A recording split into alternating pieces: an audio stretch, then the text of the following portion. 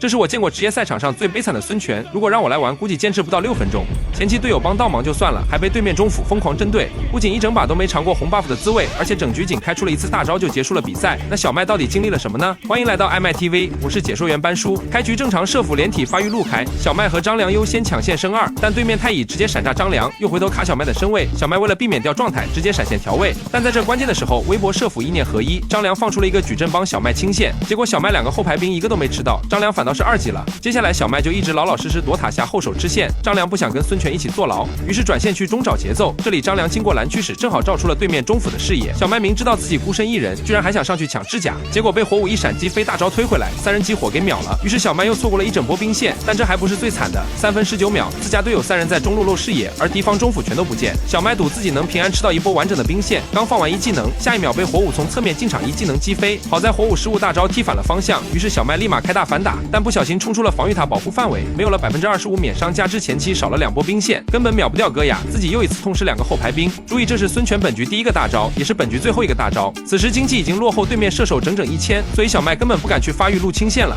只能从4分钟开始就跟着大部队一起捡垃圾吃。到了6分钟，微博蹲草找到了一波机会，张良大招捏到了一个站位靠前的太乙，小麦忘记用1技能丢人堆叠被动，直接开2技能边缘 OB， 结果团战打完了，小麦还没叠满被动，错过了大招进场的最佳时机。太乙复活后差点伤害丝血跑路，好在暖阳极限翻滚补了几个雷，利用红 buff 把太乙烫死了。本来打到这里微博并不亏，但是5个人凑不出一个稳定控制的情况下，居然还敢碰瓷露娜。露娜利用野猪做踏板冲进人堆2技能拉到4个人，此时小乔情急之下闪现走到了小麦脸上，导致小麦被挂上了印记，然后小乔又把唯一的控制放在了自己脚下。这里露娜都准备走了，回头一看小乔没2，直接利用小乔和小麦做2阶踏板直奔塔下的暖阳而去，终结了暖阳的锋芒毕露。而我们的小麦抢了小乔血宝吼，本想来到蓝区支援张良，结果依旧2技能起手，火舞都打完一套跑路了，孙权还没能叠满被动开大。这波团战下来，孙权的伤害堪比一只成年烧鸡，而被 TCG 打迷茫的不只是小麦一人。9分20秒，当 TCG 5人组织推中时，小麦故意上去放一技能清线，然后立马闪现后撤，成功骗出了对面一堆的大招和控制。而此时子墨的关羽找到了一个绝佳的绕后位，本以为他能大招推5个，打敌人一个措手不及，结果他刚好卡蒙恬霸体的瞬间进场，于是微博错过了唯一一波能够扭转局势的机会。